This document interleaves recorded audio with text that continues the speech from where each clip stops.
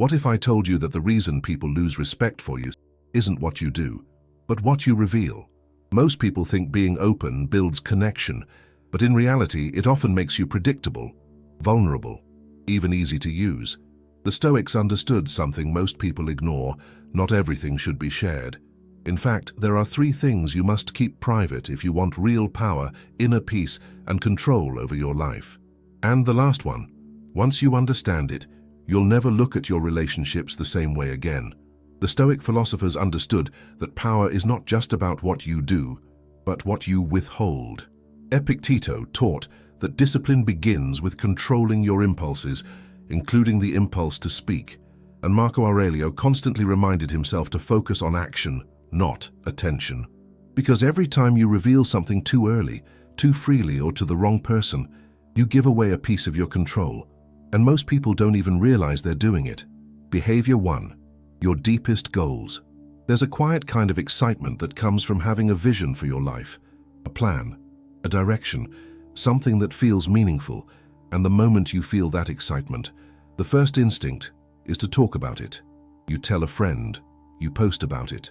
You share your plans, your ambitions, your next moves, and for a moment it feels good. You feel seen, supported, maybe even admired. But here's what's really happening beneath the surface. Your brain is rewarding you for talking, not for doing. When you speak your goals out loud, especially in the early stages, you create a false sense of progress. It feels like you've already taken a step forward, when in reality, nothing has changed. And slowly, almost invisibly, your motivation starts to fade. Now imagine a different scenario. You have the same goal, but you say nothing. No announcements, no validation, no external pressure, just quiet, consistent action. You wake up early. You work when no one is watching. You build something in silence. In this version, your energy stays intact. There's no performance, no need to impress, no outside noise interfering with your focus. This is what the Stoics practiced. They didn't believe in declaring intentions. They believed in embodying them. Because the moment you start seeking recognition, you shift your focus from the work to the reaction, and that's where discipline begins to weaken. There's another danger most people ignore. When you share your goals, you also expose them to other people's limitations. Someone might doubt you. Someone might project their fears onto you. Someone might even discourage you without realizing it.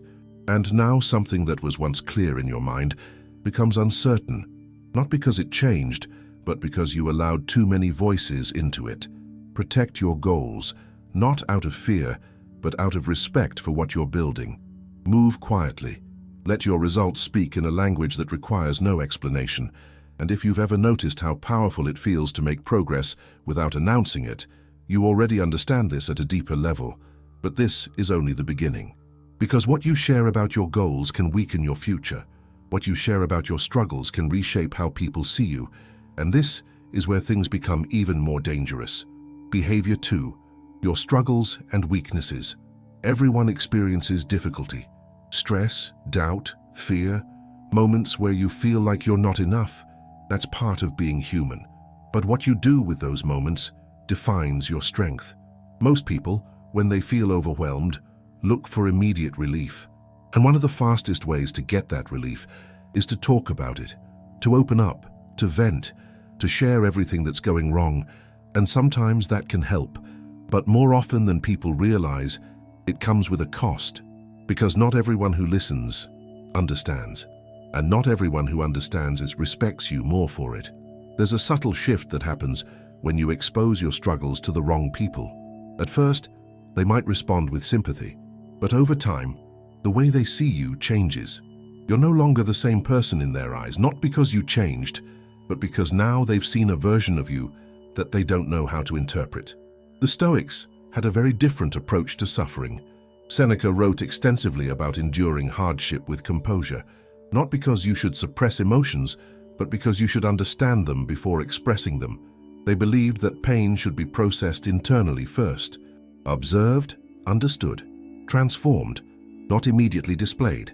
Because when you rush to share your struggles, you often share them in their rawest form, confused, emotional, unfiltered, and that version of you is not always the one you want the world to remember. Now think about this. Have you ever opened up to someone and later wished you hadn't? Not because what you felt was wrong, but because the person didn't handle it with care. Maybe they judged you. Maybe they distanced themselves. Maybe they used that information against you later. This is the risk of unfiltered vulnerability. It places your inner world in the hands of people who may not value it. Real strength is not about pretending you're always okay.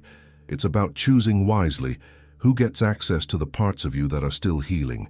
And if you want to build that kind of strength, that kind of emotional control, subscribe to Stoic Spring.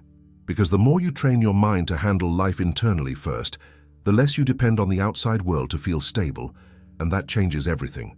But even this is not the biggest mistake people make. Because the third thing people share too freely is the one that quietly destroys their peace without them even noticing. Behavior 3, your personal life.